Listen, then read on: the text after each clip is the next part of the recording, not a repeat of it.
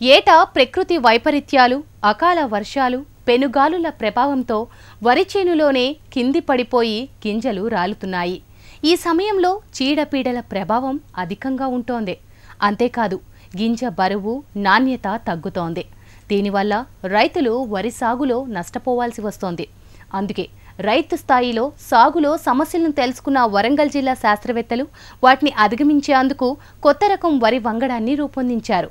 మరి ఇవాల్టి నేరతల్లి కార్యక్రమంలో కొత్త రకం వరి వంగడం ప్రత్యేకతను తెలుసుకుందాం పదండి.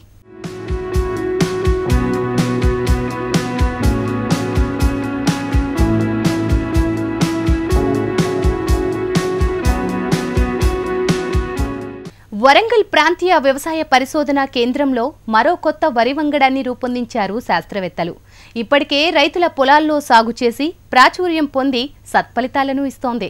ప్రకృతి వైపరీత్యాలను సైతం ఎదుర్కొనే ఈ రకం వరి రైతులకు వరంగా మారనుందని శాస్త్రవేత్తలు భరోసా కల్పిస్తున్నారు. ప్రయోగాత్మకంగా సాగవుతున్న ఈ వరి వంగడాన్ని త్వరలోనే విడుదల చేసేందుకు వ్యవసాయ అధికారులు సన్నాహాలు చేస్తున్నారు.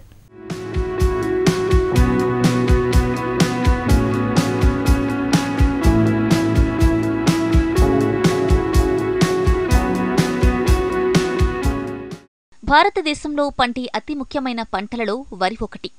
ఇది దక్షిణ భారతీయుల ముఖ్యమైన ఆహారం. అంతేకాదు ప్రపంచంలో సగం జనాభాకు ముఖ్యమైన ఆహారం వరే. తెలుగు రాష్ట్రాల్లోనూ పెద్ద ఎత్తున వరి సాగు జరుగుతోంది. అయితే వరి సాగు చేసే రైతులకు అడుగడుగునా అడ్డంకులే ఎదురవుతున్నాయి. ఓవైపు వర్షాభావ పరిస్థితులు, మరోవైపు అకాల వర్షాలు, తుఫానులు రైతులను చిత్తు చేస్తున్నాయి. వీటి ప్రభావంతో ఆరుగాలం శ్రమించి సాగు చేసిన పంట నేలపాలవుతోంది. పొలంలోనే రాలిపోతోంది. చీడపీడలు ఆశిస్తున్నాయి. రైతులు నష్టపోతున్నారు. అందుకే వరి సాగులో ఉన్న సమస్యలను రైతులు అధిగమించడానికి వరంగల్ జిల్లా శాస్త్రవేత్తలు నిరంతరం కృషి చేస్తున్నారు. ప్రకృతి వైపరీత్యాలను సైతం తట్టుకొని నిలబడే కొత్త వంగడాన్ని సృష్టించారు. త్వరలో రైతులకు అందుబాటులోకి తీసుకురానున్నారు.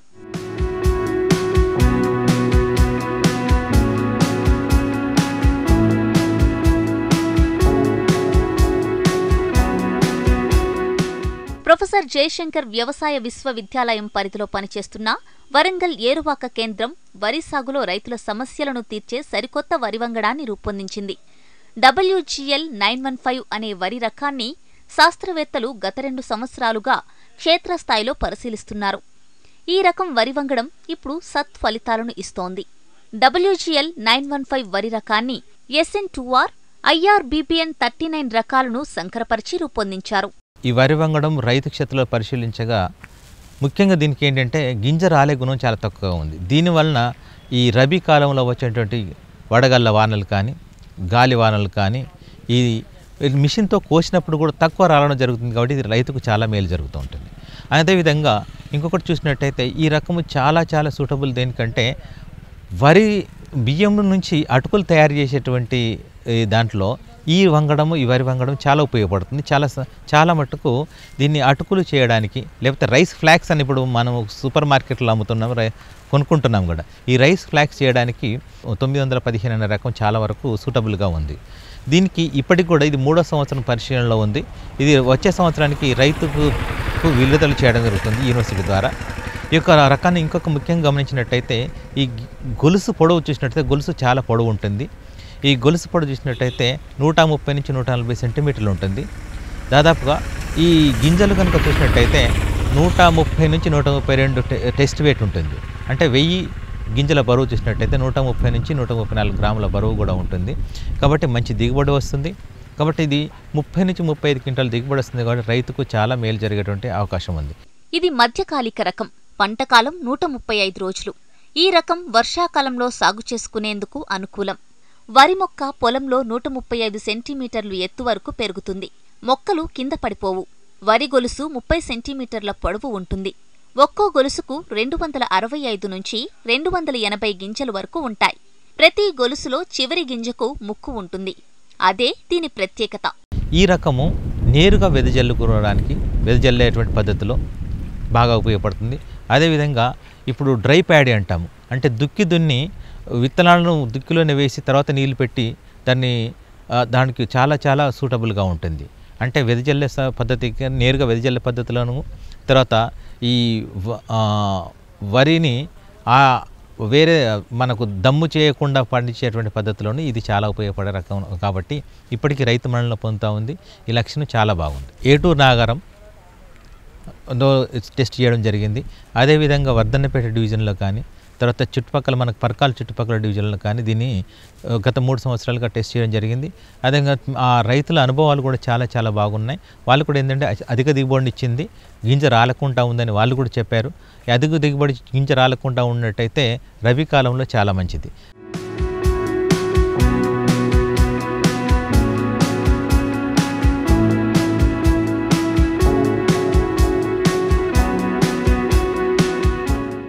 WGL 915 వరి వంగడం ముఖ్య లక్షణాలేంటి? వీటి సాగు వల్ల రైతుకు కలిగే ప్రయోజనాలేంటో ఇప్పుడు చూద్దాం.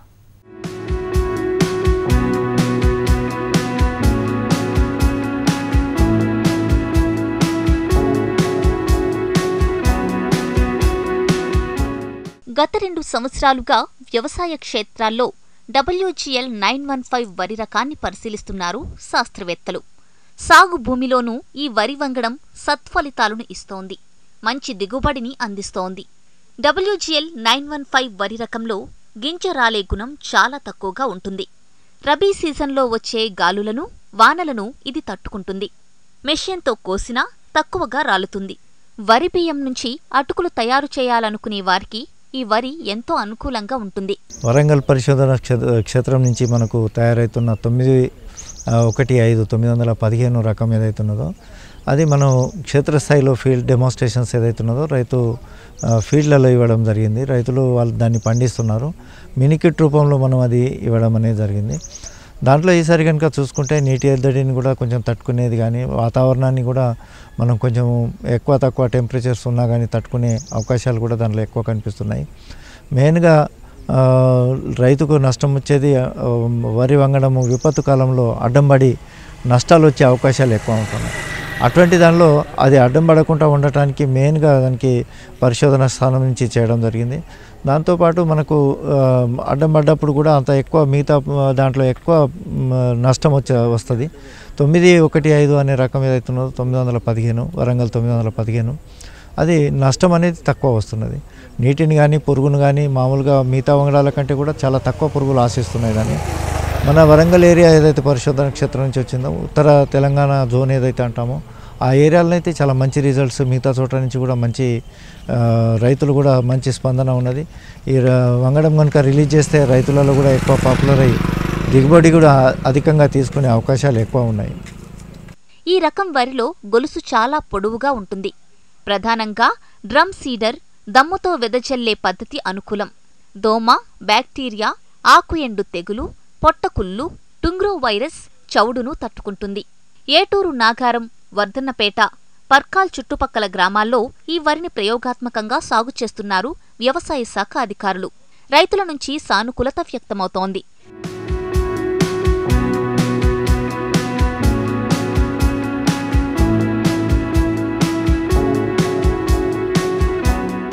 ఈ గింజలను గమనిస్తే సన్నగా పొడవుగా ఉంటాయి. దానిపైన ముల్లులా ఉంటుంది. దీనివల్ల రసం పీల్చే పురుగులు పెద్దగా ఆశించవు. గింజ తూకం ఎక్కువగా వస్తుంది. పోషకాలు ఎక్కువగా అందుతాయి. దీనివల్ల రైతుకు ఎక్కువ ధర లభిస్తుంది. మధ్యకాలిక ఇతర రకాల కంటే 5.77% దిగుబడి ఎక్కువ వచ్చినట్లు శాస్త్రవేత్తలు గుర్తించారు. ఈ వరి రకం అన్ని రకాల పరీక్షలు పూర్తి చేసుకున్నందున త్వరలోనే విడుదల చేసేందుకు సిద్ధంగా ఉన్నారు.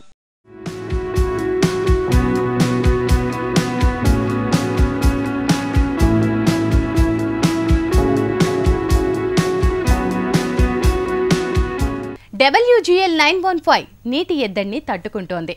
తక్కువ నీటితో ఈ వరిని సాగు చేసుకోవచ్చు. భవిష్యత్తులో వర్షాభావ పరిస్థితులు ఏర్పడితే ఈ రకం వరికి డిమాండ్ పెరుగుతుందని శాస్త్రవేత్తలు చెప్తున్నారు. అంతా బాగున్నా ఈ మధ్యకాలంలో మెడవిరుపు తెగులు ఈ వరిని ఆశిస్తోంది. అయితే సరైన సమయంలో దీనిని గుర్తించి నివారించగలిగితే రైతుకు ఎలాంటి నష్టం ఉండదంటున్నారు శాస్త్రవేత్తలు.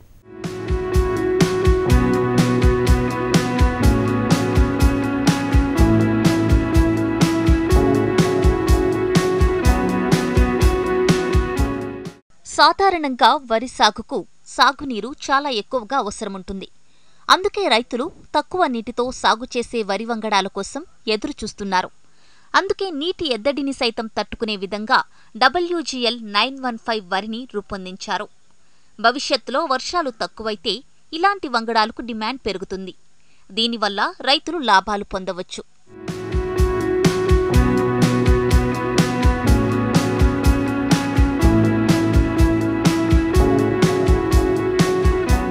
GPT రకాలతో పోల్చితే WGL 915 రకంలో చీడపీడలను తట్టుకునే అవకాశాలు ఎక్కువగా ఉన్నాయి. నెక్ బ్లాస్ట్, కాయదొలుచు పురుగు, BPH తక్కువగా వస్తాయి.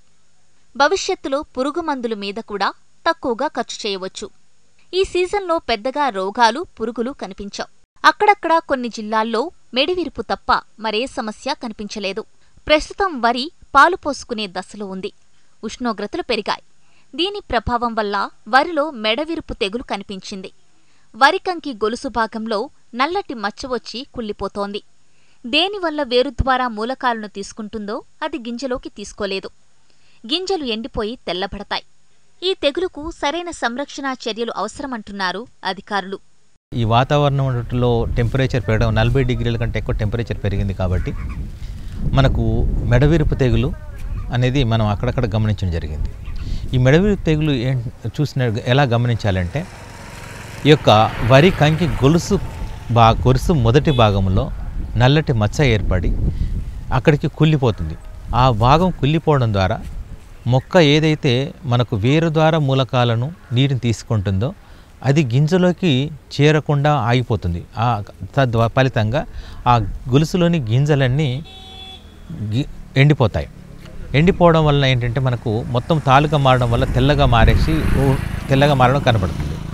ఒకవేళ గింజలు అయిన తర్వాత కూడా ఈ యొక్క శిలీంధ్రం ఆశించినట్టయితే ఆ గింజల బరువుకు ఆ మెడ భాగము వెన్ను భాగం విరిగిపోతుంది. మనం దూరం నుంచి చూసినట్టయితే అన్ని కంకులు విరిగిపోయి కిందికి వేలాడుతూ కనబడతాయి. ఆ విరిగిపోయి కింద పడడం కూడా జరుగుతూ ఉంటుంది.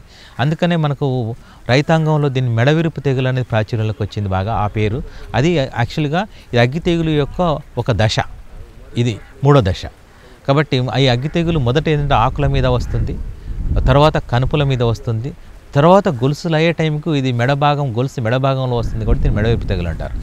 ఈ తెగులుకు సస్యరక్షణ చర్యలు ఎలా చేపట్టాలంటే ఈరోజు చూసినట్టయితే మనకు మార్కెట్లో కాసుగా మైసిన్ అనేటువంటి శిలీంద్రనాశిని 1 లీటర్కి 2.5 మిల్లీలీటర్లు వేసి గొలుసులు తడిసే విధంగా మనము పిచికారి చేసుకున్నట్టయితే దీన్ని సమర్థవంతంగా కంట్రోలించుకోవచ్చు. అదే కాకుండా ఫ్యూజ్-1 అనేది మార్కెట్లో దొరుకుతుంది. దీంట్లో ఉండేటువంటి రసాయనం చూసినట్టయితే ఐసోప్రోథయోలిన్ ఇది 1 లీటర్ నీటికి 1.5 మిల్లీలు వేసుకున్నట్టయితే మనకు బ్రహ్మాండంగా పనిచేస్తుంది. ఇవి రెండు కూడా ద్రావణ మందులే కాబట్టి కాసుబి అయితేనే 2.5 మిల్లీలు, ఐసోప్రోథయోలిన్ అంటే 1.5 ml వేసుకున్నట్టయితే మనకు బ్రహ్మాండంగా ఈ 2 మందుట్లో ఏదో ఒకటి పిచికారి చేసుకున్నట్టయితే బాగుంటుంది. ఇంకొక ఈ దశలో మనకు మరీ లేటుగా వేసిన దశలో చాలా జాగ్రత్తగా ఉండాలి. లేటుగా వేసినట్టు రైతాంగం కంపల్సరీ 2 మందుల్లో 15 రోజుల్లో మందులు మార్చి మనం 2 సార్లు కనుక స్ప్రే చేసుకున్నట్టయితే ఈ యొక్క మెడవిరుపు తెగులను మనం సమర్థవంతంగా అరికట్టడానికి అవకాశం ఉంటుంది. కాసుగా మైసిన్ శిలీంద్రనాశినిని లీటరు నీటికి 2.5 మిల్లీలీటర్లు వేసి గొలుసులు తడిసే విధంగా పిచికారీ చేసుకుంటే ఈ తెగులును నివారించవచ్చు. ఐసోప్రోథయోలిన్ను లీటరు నీటికి 1.5 మిల్లీలీటర్లు వేసుకుని పిచికారీ చేసుకుంటే మంచి ఫలితం ఉంటుంది.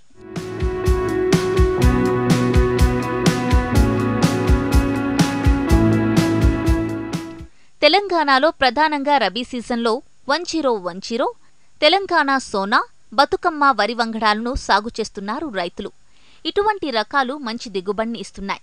పురుగు, తెగులు సమస్యలు తక్కువగా వచ్చే అవకాశముంది.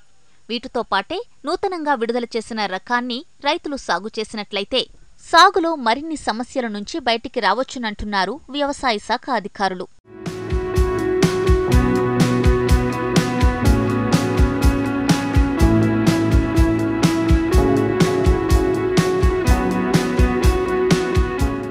విపత్కర పరిస్థితులను తట్టుకుంటుంది, నీటిని ఆదా చేస్తోంది. తెగులు, పురుగు సమస్య పెద్దగా ఉండదు. ఎరువుల వినియోగాన్ని తగ్గిస్తోంది. రైతుకు సాగు ఖర్చులను మిగుల్చుతోంది. వరి సాగు చేసే రైతులకు ఇంతకు మించి ఏం కావాలి? అందుకే శాస్త్రవేత్తలు కొత్త వరి వంగడాన్ని త్వరగా రైతులకు అందించేందుకు సన్నాహాలు చేస్తున్నారు. ఈ కొత్త వరి రకం సాగుతోనైనా రైతులు సాగు సమస్యల నుంచి బయటపడతారని ఆశిద్దాం.